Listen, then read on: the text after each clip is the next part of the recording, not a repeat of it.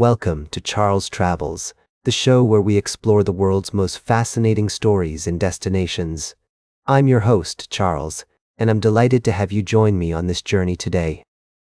As we traverse the globe, we often find ourselves at the intersection of politics, culture, and human experience. And that's precisely where our story takes us today.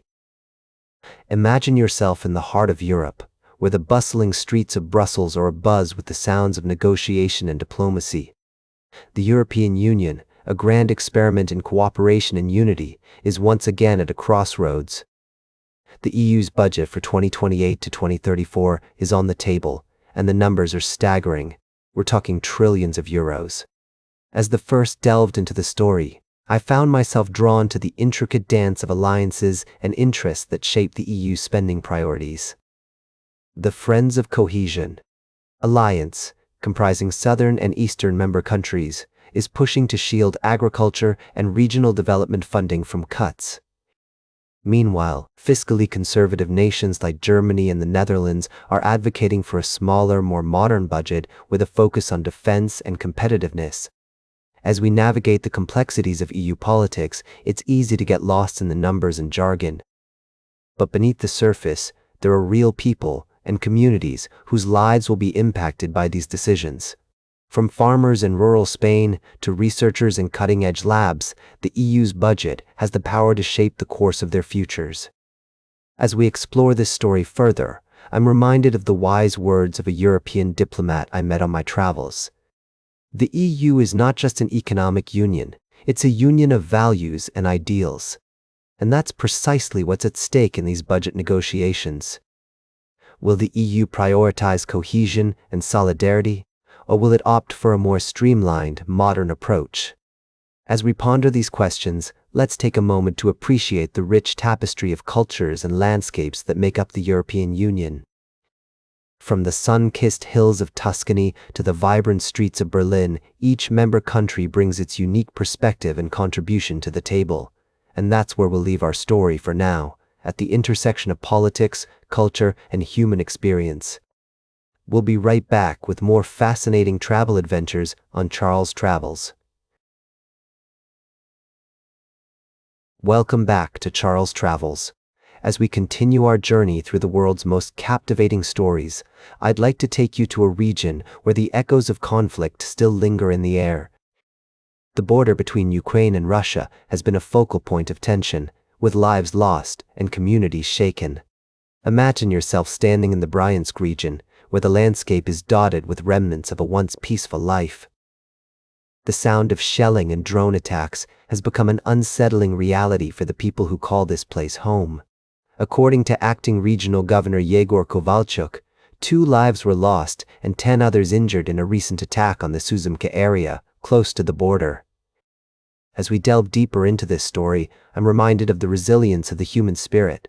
Despite the chaos and uncertainty, people are finding ways to cope with the trauma and rebuild their lives. In the nearby town of Starodub, petrol stations were targeted, leaving 7 wounded. The image of a 5-year-old boy injured in a separate drone attack is a poignant reminder of the innocent lives caught in the crossfire. In Ukraine's northern Sumy region, a 44-year-old woman lost her life, and another was seriously wounded in a Russian drone attack. The governor, Oleg Khihorov, shared this devastating news on Telegram, highlighting the ongoing struggles faced by the people in this war-torn area. Further south, in the city of Mykolaiv, 3 more individuals were injured in a drone attack, leaving local authorities to pick up the pieces and tend to the wounded. As the first reflect on these events, I'm struck by the complexity of human conflict. The stories of ordinary people, like those affected by these attacks, are often overshadowed by the larger narrative of war. Yet, it's precisely these individual accounts that remind us of the dignity and worth of every human life.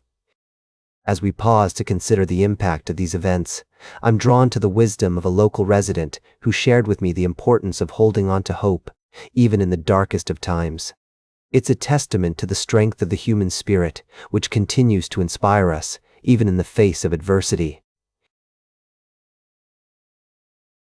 Welcome back to Charles Travels. As we close out today's journey, I want to take you to a place that holds great significance in the history of our nation. The International African American Museum in Charleston, South Carolina, is more than just a museum. It's a beacon of remembrance, a testament to resilience, and a celebration of the rich cultural heritage of African Americans. As we mark the museum's third anniversary, I'm reminded of the profound impact it has had on our understanding of the transatlantic slave trade. Standing on Gadsden's Wharf, where over 40% of captive Africans were brought into North America, the museum serves as a poignant reminder of the brutal history that shaped our country. But despite its importance, the museum is facing financial difficulties. In an effort to reduce expenses and avoid layoffs, the entire staff, including senior leadership, will be furloughed for 20 days, starting July 1st.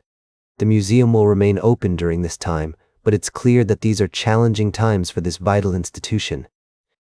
As the first reflect on the museum's struggles, I'm struck by the broader context in which they're operating. The shifting political and philanthropic landscape has made it increasingly difficult for cultural institutions like the IAAM to secure funding. The consequences of these challenges are far-reaching, with many museums nationwide struggling to stay afloat. And yet, despite these headwinds, the International African American Museum remains committed to its mission. By strengthening its fundraising and financial strategy, the museum is working to ensure its long-term sustainability. It's a testament to the dedication of the staff and the importance of this institution that they're willing to take tough decisions to keep the museum open. As we conclude today's journey, I want to leave you with a sense of hope and appreciation for the vital work that museums like the IAAM do. They're not just repositories of knowledge, they're guardians of our collective memory, and they play a critical role in shaping our understanding of ourselves and our place in the world. So let's take a moment to appreciate the International African American Museum and the important work it does. Let's recognize the challenges it faces and offer our support. And let's remember that by investing in our cultural institutions, we're investing in the very fabric of our society. That's all for today's Charles Travels. Remember to like, share, and subscribe, and until next time, keep on traveling.